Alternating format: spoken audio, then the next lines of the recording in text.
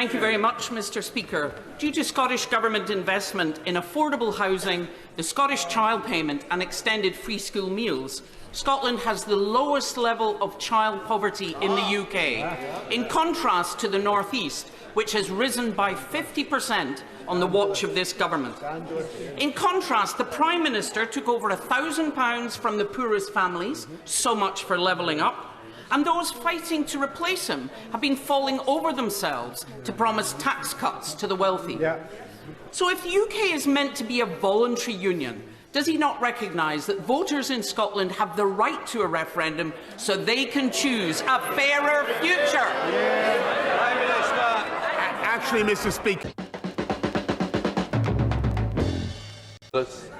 Mr Speaker, it's good to see the Paymaster General, one of the last remaining living crew on the ghost ship HMG. So in an effort to assist the burden of the skeleton crew that remain, would perhaps he like to arrange for the signing of a Section 30 order to begin the process of moving some of the functions of government to a fully functioning set of ministers in Holyrood?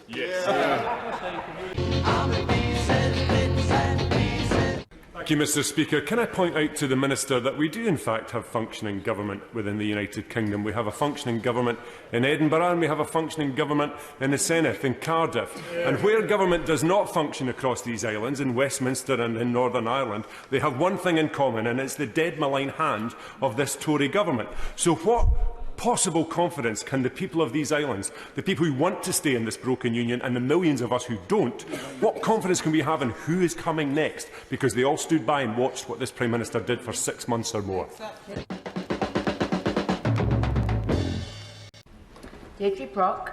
Thank you, Madam Deputy Speaker. A recent Eurostat project showed that Scotland has the highest educated population in Europe, with more than 50% educated of 25 to 61-year-olds.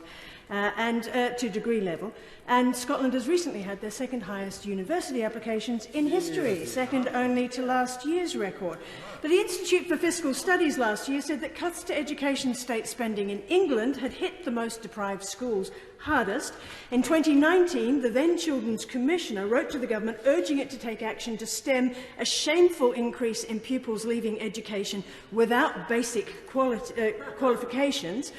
And in April 2020, the Daily Mail said that the lowest number of A-levels were awarded in England since 2004, and concerns have been raised about the lack of transparency in the government's flagship academy schools. So can we have a debate in government time on why his government is failing to keep up with the improvements Scotland is making in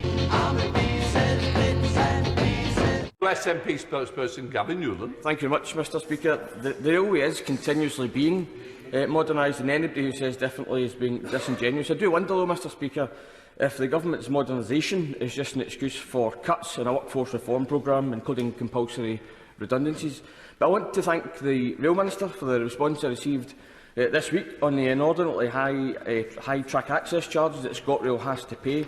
It's not particularly helpful, but I do thank her nonetheless. I wonder then if the Secretary of State could explain in detail why ScotRail, running broadly similar services by distance travelled, had to fork out £340 million versus Northern Rail's £150 million.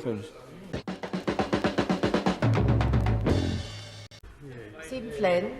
Deputy Speaker, Martin Luther King once said that nothing in all the world is more dangerous than sincere ignorance and conscientious stupidity. So on that note, and with London boiling, can I ask the Minister for his thoughts on those Tory leadership candidates who are seeking to roll back our commitments on net zero? Spokesperson Murray Black. Thank you, Mr Speaker. Now, given that the UK wields the most control over the Scottish economy, my question is pretty simple.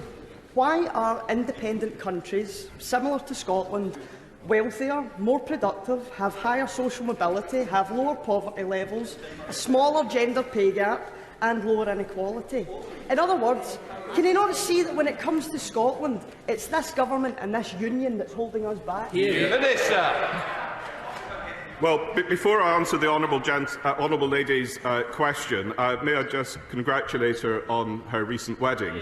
And although we will disagree on many subjects, on this one I hope we can agree that a union is better than independence.